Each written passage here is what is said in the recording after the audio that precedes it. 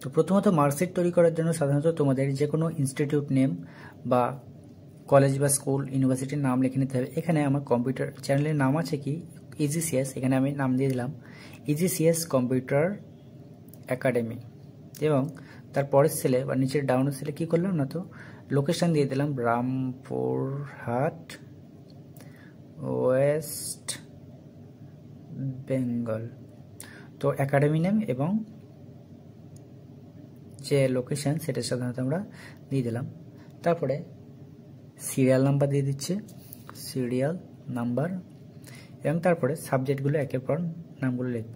প্রথমত নেম দিয়ে দিলাম, এবং নেমের পর কি সাবজেক্ট দিলাম বেঙ্গলি, তারপর দিলাম ইংলিশ, ইংলিশের পরে দিয়ে দিলাম জিওগ্রাফি, জিওগ্রাফির পরে জিওগ্রাফি সেলটা একটু বাড়িয়ে নিতে হবে, সুন্দর দেখাবে। হ্যাঁ, জিওগ্রাফির পরে নিয়ে নিলাম হিস্ট্রি, এবং হিস্ট্রির পরে নিয়ে নিলাম কম্পিউটার অ্যাপ্লিকেশন বা কমা। কম্পিউটার অ্যাপ্লিকেশন বা কমার পরে নিয়ে নেব আমরা টোটাল, টোটালের পরে নিয়ে নেব পার্সেন্টেজ, পার্সেন্টেজ পরে নিয়ে নেব আমরা গ্রেড, এবং 1 এবং 2 সিরিয়াল নাম্বার করে নেওয়ার পর 1 আর 2 সেলকে সিলেক্ট করে সুন্দর ড্র্যাগ করবো। তাহলে কি হবে, অটোফিল অনুযায়ী 1 থেকে 10 পর্যন্ত বা তোমরা যত চাও তত করা যাবে। আমি যেহেতু 1 থেকে 10 পর্যন্ত করবো তাই টেনে নিলাম। এবার আমরা পরপর নাম লিখবো। তো ফার্স্ট নাম দিয়ে দিলাম প্রলয়, সেকেন্ড নাম দিয়ে দিলাম আলয়, থার্ড নাম দিয়ে দিলাম সাগর।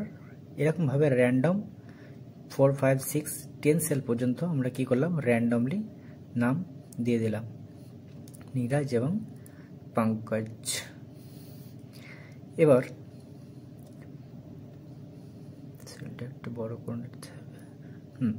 এবার কি আছে, হচ্ছে বেঙ্গলি সাবজেক্টটা আছে, বেঙ্গলি সাবজেক্টের র্যান্ডম নাম্বার তোমরা নিয়ে নেবে, এরকম 45, 65, 77 এভাবে নিয়ে নিলে। একই রকমভাবে ইংলিশের 32, 23, 12 এভাবে র্যান্ডম নাম্বার নিয়ে নেবে। একই রকমভাবে জিওগ্রাফিতেও র্যান্ডম নাম্বার নিয়ে নিচ্ছে 43, 98, 76, 57 এরকমভাবে কি র্যান্ডম নাম্বার নিয়ে নিচ্ছি। একই রকমভাবে হিস্ট্রিতেও র্যান্ডম নাম্বার নিয়ে নিলাম। কম্পিউটার অ্যাপ্লিকেশনের র্যান্ডম নাম্বার নিয়ে নিলাম। এবার টোটাল করবো কীভাবে, টোটাল করার জন্য সাধারণত ইজিক্যাল টু সাম ব্র্যাকেট, তারপর কি তোমাদের যে বেঙ্গলি সাবজেক্টটা সেটা কোলন তোমাদের যেটা কম্পিউটার অ্যাপ্লিকেশন অর্থাৎ লাস্ট সাবজেক্ট সেটা কিন্তু হয়তো ক্লিক করে ব্র্যাকেট ক্লোজ করে এন্টার করলাম। এন্টার করার পর যেন টোটাল পাওয়া গেলো। টোটাল করার পর সাধারণত তোমরা যতগুলো সাবজেক্ট আছে সেই সাবজেক্টগুলোকে দেখার জন্য সাধারণত ডবল ক্লিক করলে ওখানে তাহলে হয়ে গেল, অথবা তোমরা এই টোটালটাকে ড্র্যাগ করলে পরেই তোমরা সবগুলো টোটাল পাওয়া যাবে। এবার পার্সেন্টেজ করার জন্য কি করতে হবে, পার্সেন্টেজ করার জন্য সাধারণত যেখানে পার্সেন্টেজ করবে সেখানে প্রথমত সাধারণত ইজিক্যাল টু করার পর টোটাল করতে হবে। টোটাল কি আছে 214 অর্থাৎ 214 ডিভাইডেড বাই আমাদের কতগুলো সাবজেক্ট আছে দেখতে হবে, বাংলা, ইংলিশ, জিওগ্রাফি, হিস্ট্রি, কমা 5 সাবজেক্টস। তাহলে 5 সাবজেক্টের জন্য সাধারণত 100 নাম্বার করে যদি হয় তাহলে 5টা সাবজেক্টের জন্য কত হবে 500 বা 500। তো সাধারণত 500 লিখে নিলাম, ইন্টু কত করে একটা সাবজেক্টে 100 করে, সেজন্য ইন্টু 100 100। এবার এন্টার হিট করলাম। এন্টার হিট করার পর 42 এখানে 5টা সাবজেক্টের জন্য সাধারণত 500 হবে, আমি ভুল করে 5 লিখে দিয়েছি। তো 500 লিখে নেওয়ার পর এন্টার করার দেখতে পেলাম পার্সেন্টেজ 42.8%। এরকমভাবে ডবল ক্লিক করলাম, তোমরা যতগুলো সেল আমরা ক্যালকুলেশন করা আছে সেগুলো তো পেয়ে গেলাম। একই রকমভাবে তোমরা যদি অন্যভাবে করতে চাও তাহলে কি হবে, 48কে ড্র্যাগ করতে হবে, তাহলে প্রত্যেকটা পার্সেন্টেজ আমরা পেয়ে গেলাম। একই রকমভাবে গ্রেড করার জন্য কি করতে হবে, গ্রেড করার জন্য সাধারণত ইজিক্যাল টু পর করো কি ইফ কন্ডিশন, এই ইফ হচ্ছে আমাদের কন্ডিশন, ব্র্যাকেট ওপেন করলাম, পার্সেন্টেজ করলাম, পার্সেন্টেজে 42.8 আছে সেটা পার্সেন্টেজ, এবার গ্রেটার দ্যান ইকুয়াল টু 90 দিলাম, কমা কত দেবো, যে 90-র উপরে বা 90 পাবে তাদেরকে ডবলে দেবো এবং কোটেশন ক্লোজ করলাম, কমা, সেম একই কন্ডিশন, ইফ ব্র্যাকেট পার্সেন্টেজ কত আছে, পার্সেন্টেজে ক্লিক করলাম, greater than equal to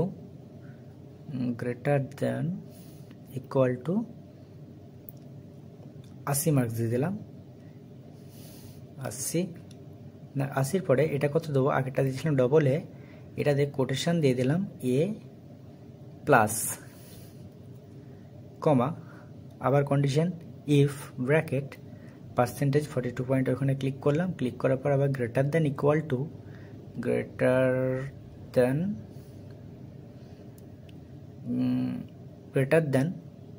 two কত নিলাম, আগেরটা ছিলাম 80 নিয়েছিলাম, এটা নিয়ে নেব 70, কমা, ডবল কোটেশন, এবং ডবল কোটেশনের পর আমরা যেহেতু 70 মার্কসে কত দেবো, আগেরটা এ প্লাস নিয়েছিলাম, এটা এ দিয়ে দিলাম, কোটেশন দিয়ে দিলাম, নিচে কমা, সেম একই কন্ডিশন, ইফ ব্র্যাকেট পার্সেন্টেজে 42.8, ওখানে ক্লিক করলাম, greater than equal to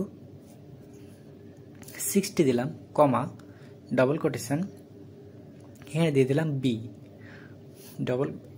plus দিয়ে দিলাম, আগেটা যেহেতু বি এ নিয়েছিলাম তো এটা বি প্লাস দিয়ে দিলাম, তারপর এটা কি দিলাম, কোটেশন ক্লোজ করে কমা দিলাম, সেম একই কন্ডিশন, ইফ ব্র্যাকেট এটা মার্কস দিয়ে দিলাম 40,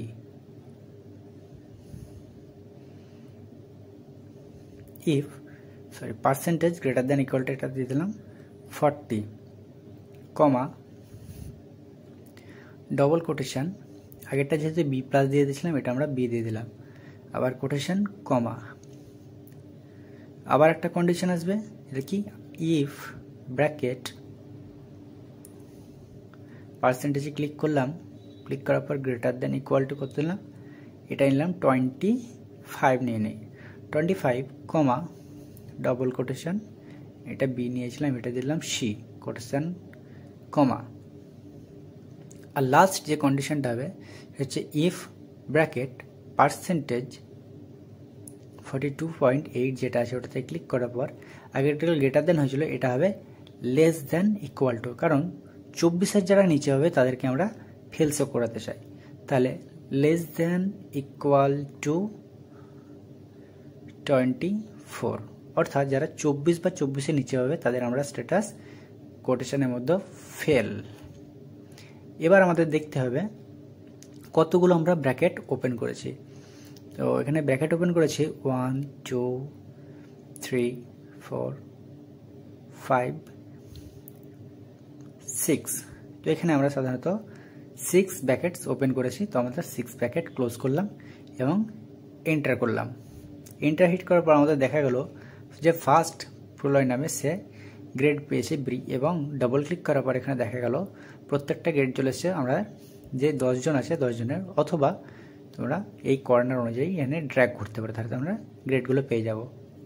তাহলে এই আমাদের গ্রেড হয়ে মার্কশিট তৈরি হয়ে গেলো। মার্কশিটটাকে একটু সুন্দরভাবে দেখার জন্য কি করতে হবে, আমাদের যে লোকেশনটা আছে বা একাডেমির নেম আছে সেটি সাধারণত সিলেক্ট করে আমরা মার্জ করে নিই প্রথমত, তো যে সাল পর্যন্ত আমরা করলাম মার্জ করে নিলাম, যে লোকেশনটা আছে সেটা আমরা মার্জ করে নিচ্ছি, এবং মার্জ করার সঙ্গে সঙ্গে আমরা এটাকে সেন্টার রাখলাম, এবং টোটাল মার্কশিটটা বর্ডার করে নেব, সেই জন্য টোটাল সিলেক্ট করে নিলাম। অল সিলেক্ট করার পর আমরা যে কোনো একটা বর্ডার নিয়ে নিই যেটাতে আমাদের সুন্দর দেখাবে, না এটা হলো না বর্ডার, হ্যাঁ বর্ডার হয়ে গেছে। তো এবার দেখো অনেকটা সুন্দর দেখাচ্ছে, এবং সিরিয়াল নাম্বার নাম যে সাবজেক্টগুলো আছে এটা একটু বোল্ড করে দিই, যেহেতু একটু এগুলো সাবজেক্ট, এবং সেন্টার এবং লোকেশনটা আমরা একটু বোল্ড করে নিলাম।